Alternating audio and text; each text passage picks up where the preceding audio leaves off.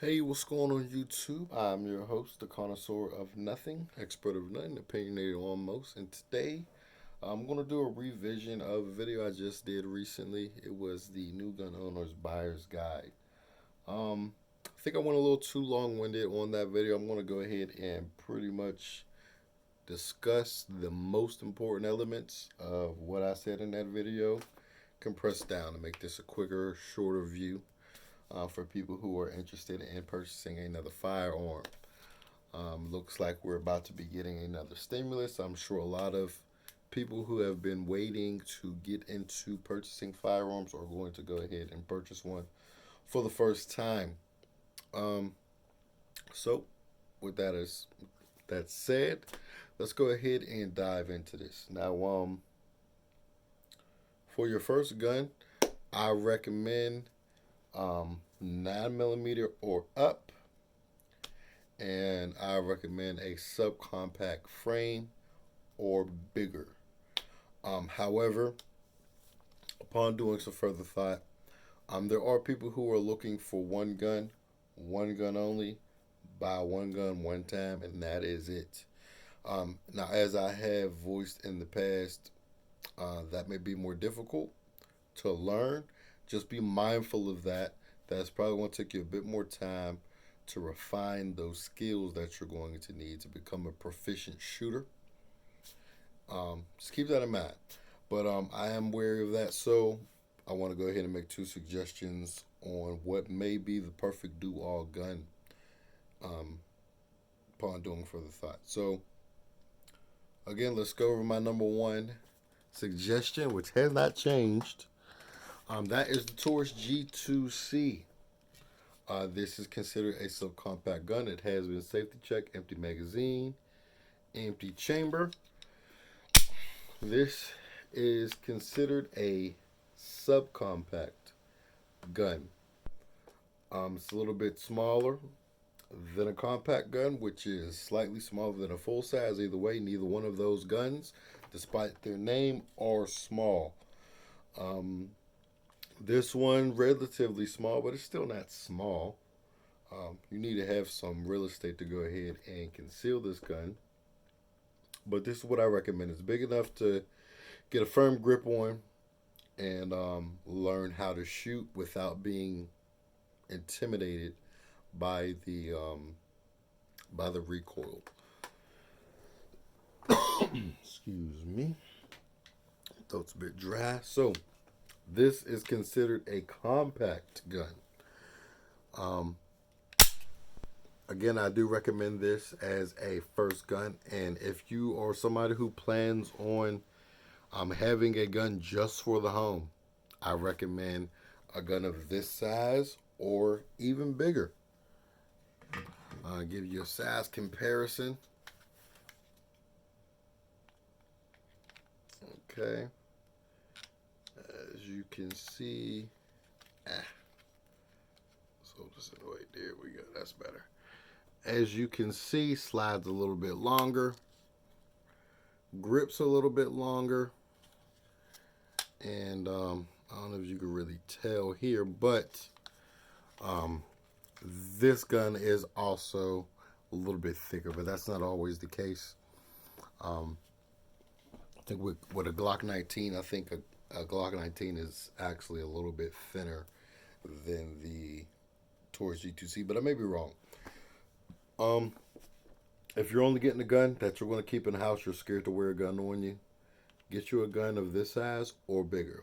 Why this size or bigger? Again, the bigger the gun, smaller the caliber, easier it is to control.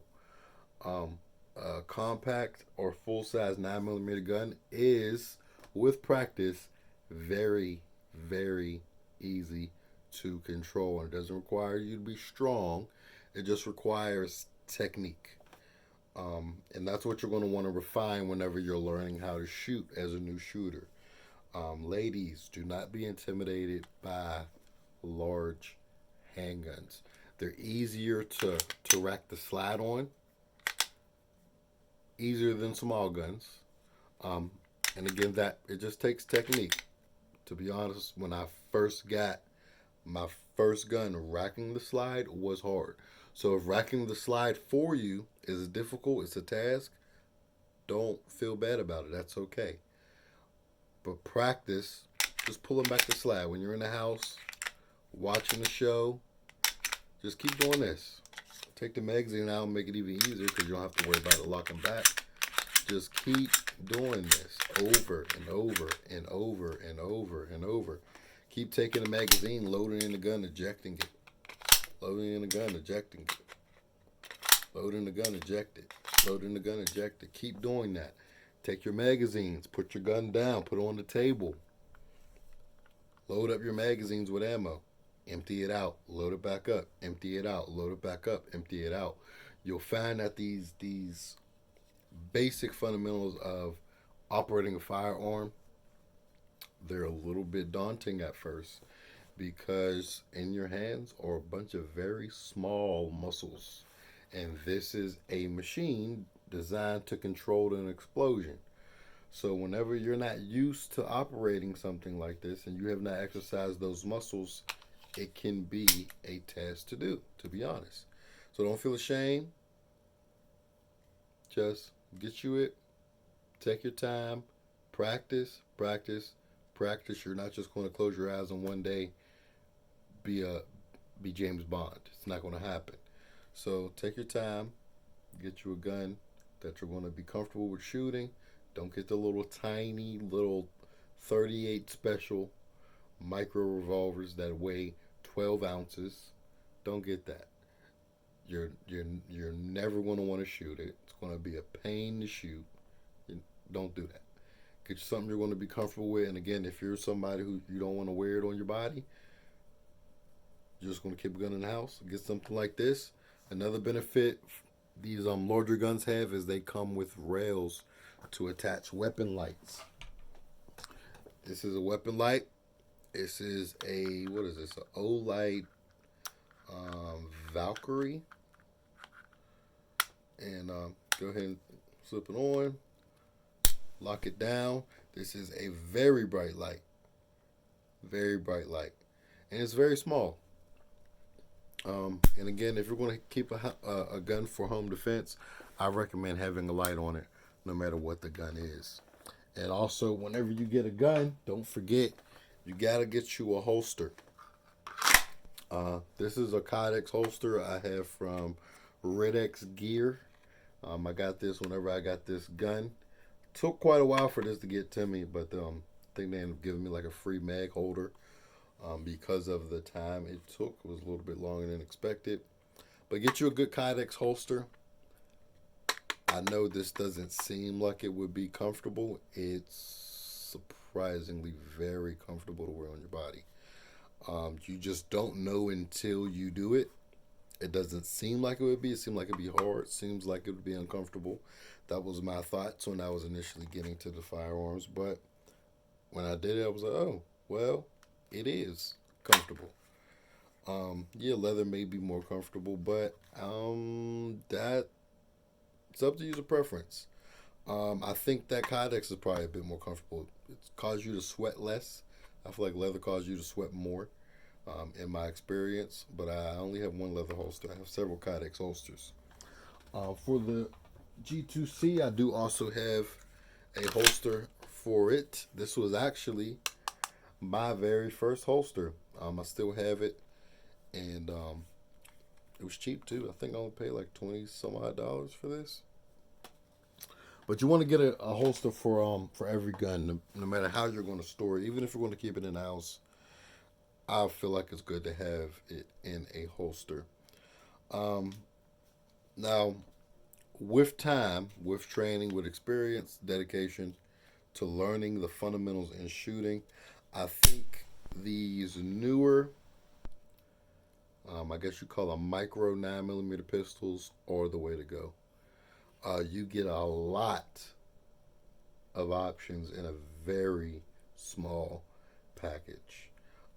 This magazine in particular holds 13 rounds. Where's my camera? Here it is. Is it going to focus? I'm not sure if it is, but this holds 13 rounds. and it's very small. I think I did a size comparison in the last video, but let me just hold up to the G2C and look. G2C is actually pretty comparable. It's just thicker. Right here. Let's go butt to butt. Butt to butt slides just a little bit shorter and grips a little bit shorter. And this is thinner. It's quite a bit thin. Well, if you're looking at fractions of an inch, it's not too much thinner. But whenever you wear it on you, it feels significantly thinner, even though it is only fractions of an inch. This also comes with a night sight. This is fluorescent. It will glow in the dark. And this also has a small rail. I don't think there are any lights out forward just yet. I think I've seen something, but I'm not certain yet. And this also comes with the option to attach a optic onto it as well, such as a red dot. And red dots are cool. Not only are they cool, they're very functional. It's a lot faster to acquire a target using a red dot versus using traditional iron sights. So, like I said, if you are willing to dedicate the time, this is a perfect do-all gun. And again, keep in mind, if you do get something like this, or the SIG P365, which is pretty much the same exact size as this, holds one less round, but all the dimensions of it are pretty much exactly the same. I have not shot one, but I've heard they actually are a bit more manageable than this because of their design. But again, I haven't shot one, so I don't know for sure. So that's it. Again, I want to keep this shorter than I did the last one and just get to the meat and potatoes. So when purchasing your first gun, again, I recommend bigger gun, lower caliber. Don't really go under 9mm, or don't go under 9mm, and get as big a gun as you are comfortable with wearing.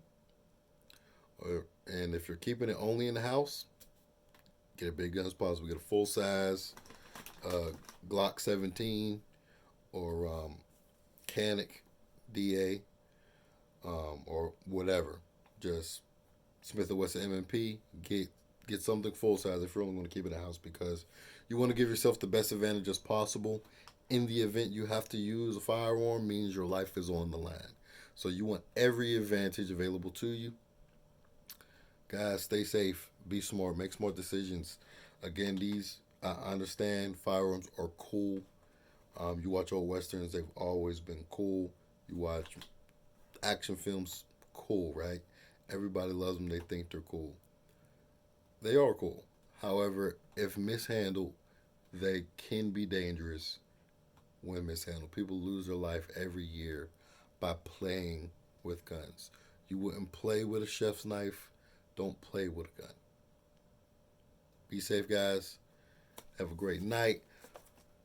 Again, like, comment, share, subscribe. Tell a friend to tell a friend. If you have any questions, please go ahead and fire off down below. Peace. We out.